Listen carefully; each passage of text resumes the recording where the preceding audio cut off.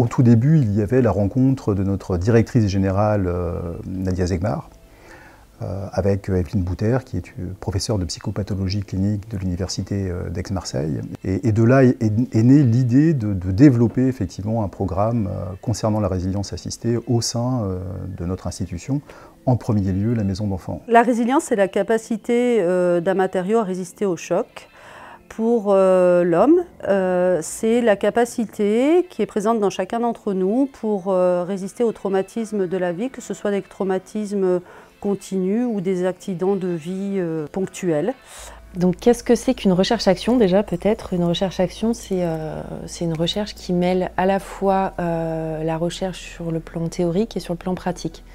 C'est-à-dire c'est une recherche qui essaye de définir comment la théorie peut faire évoluer les pratiques et comment à l'inverse aussi les pratiques peuvent venir nourrir la théorie et comment on peut mêler tout ça en fait pour faire avancer la recherche de façon générale. On a eu des séances de regroupement avec un peu de théorie et surtout avec l'apport d'outils. En fait, ces outils nous permettaient d'aller chercher chez les sujets, entre guillemets, ce qu'en résilience on appelle les facteurs de protection et les facteurs à risque. Donc l'objectif c'était de développer des facteurs de protection pour aider ces enfants et ces parents à faire face à leurs difficultés et notamment à ces fameux accidents de la vie. La résilience nous a permis de comprendre ces facteurs et du coup d'essayer de les repérer chez les enfants, de repérer ce qu'ils avaient comme potentiel au niveau, je ne vais pas dire entre guillemets envie de vivre, mais en tout cas il y a des potentiels, et puis tous les facteurs à risque et d'essayer de travailler dessus. Et c'est en travaillant dessus avec eux que ça devient une résilience assistée. J'ai construit une intervention donc, avec Madame Bouter qui s'est organisée donc, au rythme d'une séance de 4 heures par mois. J'ai apporté des apports théorico-professionnels et puis après des outils à utiliser entre les séances. Donc du coup il y a une deuxième année sous le même format hein, avec donc, des séances mensuelles de 4 heures.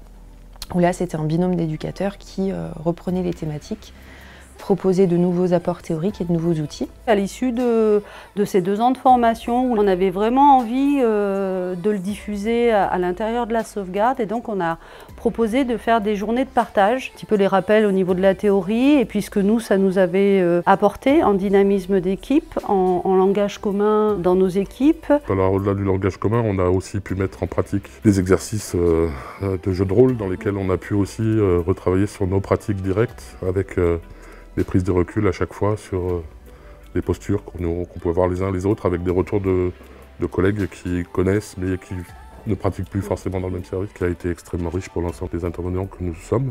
L'autre aspect qui a été très intéressant en fait, dans cette recherche, c'est que les professionnels se sont vraiment saisis de ça pour, avec l'envie de transmettre et de pouvoir partager ça avec les autres, un peu dans le cadre de ce qu'on appelle dans la littérature l'organisation apprenante. On a des professionnels qui ont transféré les propres savoirs acquis très rapidement auprès de leurs nouveaux collègues qui sont arrivés, sans qu'on soit sur un plan de formation quelconque ou sans même que ce soit les cadres qui portent concrètement ça.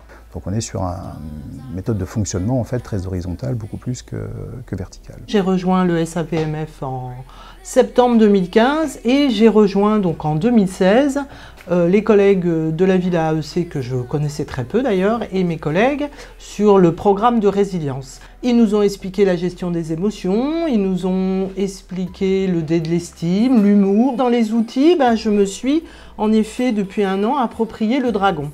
Donc le dragon, qu'est-ce que c'est? Eh bien en fait le dragon c'est un thermomètre qui permet à l'enfant de voir un peu comment il va. Hein, c'est le thermomètre des émotions. Ça permet un petit peu comme la ligne de vie régulièrement de se poser avec un enfant et de dire aujourd'hui tu vas comment, et surtout d'aider l'enfant à calmer ce dragon. La formation nous a permis d'inventer de nouveaux outils à partir de ceux qu'on avait travaillés. Par exemple, pour une situation d'un petit garçon de 5 ans, à la rentrée scolaire, l'école était un peu démunie par rapport à ses comportements violents, de grosse colère, à jeter des chaises Et ils nous ont appelés plusieurs fois pour qu'on vienne le chercher. On a mis en place avec lui la valise de la colère. Dedans, on a mis un cahier avec des volcans qu'il a dessinés lui-même. On a mis une bouteille avec des paillettes pour le retour au calme, fait avec lui. Un coussin de la colère qui pouvait taper dessus ce qu'il voulait avec. Ça l'a rassuré parce que ça a été une prise en compte de son émotion et de son mal-être à ce moment-là. L'école a été aussi rassurée parce qu'on proposait des outils et puis on ne les laissait pas tomber. Il a un petit peu investi au début, de moins en moins avec le temps, mais il sait qu'elle est à disposition à l'école et quand il en a besoin, il sait qu'il peut s'en servir.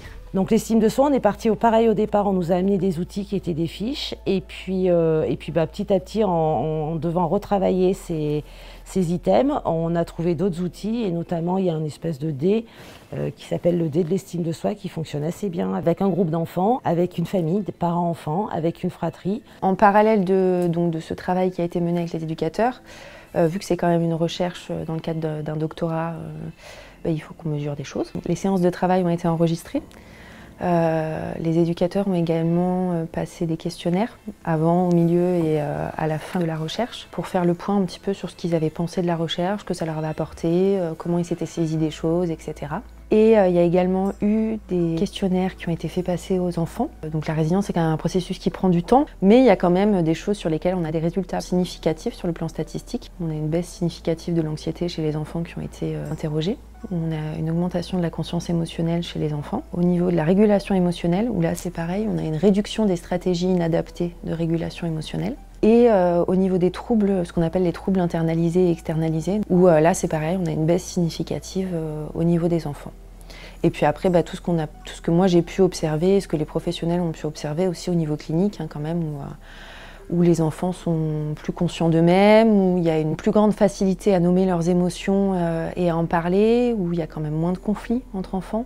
Il y a une petite fille de 12 ans qui a pu bénéficier de l'outil qui s'appelle Ligne de vie. Sur une feuille blanche, l'enfant trace un trait entre le moment de sa naissance et l'instant où on est en train de faire la ligne de vie. Elle va mettre au-dessus ce qui a pu être bénéfique pour elle dans son parcours de vie et en dessous de la ligne, retracer ce qui a pu être marquant, négativement, douloureux pour elle. Et je ne savais plus sur quoi rebondir avec cette petite fille. Il fallait que je lui annonce des choses atroces. On a eu l'idée de faire la ligne d'avenir. Et le but, c'était d'imaginer, en fait, à partir de maintenant, jusqu'à ce qu'elle s'imagine vivre, ce qu'elle envisageait de mettre en place dans sa vie. Et donc, il y avait des choses assez étonnantes, comme par exemple voyager, faire des études, des projections qu'on est content d'imaginer pour elle et ça nous laisse présager qu'elle se donnera peut-être les moyens de tout faire pour y arriver. En tout cas, ça nous a permis de rebondir sur la vie plutôt que sur le côté mortifère que notre travail parfois nous amène à devoir affronter, quoi. Oui, il y a des enfants déjà sur le fonctionnement qu'ils ont et sur ce qu'ils peuvent montrer comme capacité à être résilients. Je veux dire, plus le temps avancera, plus à un moment donné, je pense qu'ils ne reproduiront pas. Il y en a sur le groupe de 10 enfants qu'on a, on peut compter 4 enfants qui pour l'instant ont des possibilités d'échapper à une reproduction de système. Les bénéfices sont assez évidents, je crois, pour tout le monde. En premier lieu, les enfants, les adolescents, les familles. Je crois aussi important pour les professionnels et en même temps pour toute l'institution. J'aime bien cette notion d'essaimage. On voit que récemment, les professionnels qui ont expérimenté ces outils ont diffusé leurs pratiques au travers de l'ensemble de l'association. Peut-être que demain, il s'agira de diffuser encore plus largement. Évidemment, travailler sur la résilience, aider les enfants à se construire un instituteur de résilience, c'est le travail des éducateurs. Ils le faisaient avant, mais sans qu'ils sachent qu'ils faisaient de la résilience. Et la différence est extrêmement nette. Je les ai retrouvés avec une méthodologie de travail. Il y a aussi la question de valorisation chez les éducateurs qui est importante. Voilà. On a tous les mêmes outils, on partage quelque chose et on le partage de manière concrète. Moi, en tous les cas, dans ma pratique, j'ai même à l'aide d'outils résilience, et au même titre que mon ballon, mes feutres. Et voilà, c'est quelque chose dont je me sers au quotidien. Alors, et il y a des situations où ça ne s'y prête pas, c'est pareil, il n'y a pas de systématisation non plus. L'échange avec l'enfant autour d'un support papier ou d'un jeu Voilà, fait que la situation est moins difficile à aborder. Il y a quelque chose de plus léger qui s'installe. C'est une boîte à outils et que cette boîte à outils nous permet régulièrement d'aborder des situations avec un autre regard, une autre façon de voir et peut-être une sensibilité un peu décalée. Ce qu'on a parfois du mal à faire sur des situations très difficiles où on peut être pris même beaucoup sur le plan émotionnel. Et s'arrêter sur ce qui ne va pas et ce qui dysfonctionne. Et du coup, d'aller rechercher les facteurs de protection nous permet de nous décaler en fait de ce qui dysfonctionne et ce qui ne va pas pour pouvoir accompagner les personnes vers autre chose. Et il y a ce qui va bien, ce qui va mal, mais il y a surtout moi, et moi je suis au milieu de la feuille, et je suis la flèche qui va aller loin, loin, loin, loin, loin, et la recentrer sur elle en fait. Il y a qu'elle qui est capable d'aller jusqu'au bout de la flèche.